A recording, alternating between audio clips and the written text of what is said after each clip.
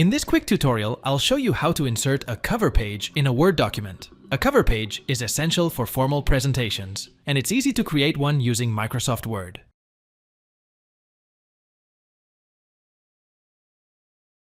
Go to the Insert tab at the top of the document.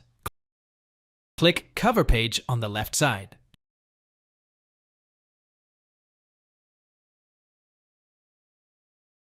Choose a design from the available templates.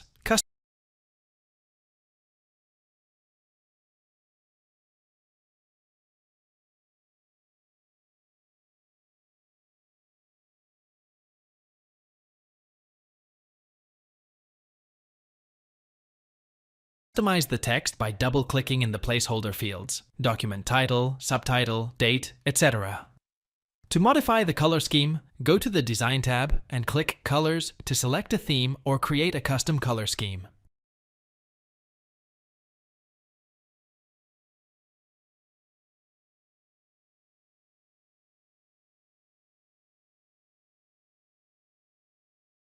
Thanks for watching it. It helps make sure to hit like and subscribe.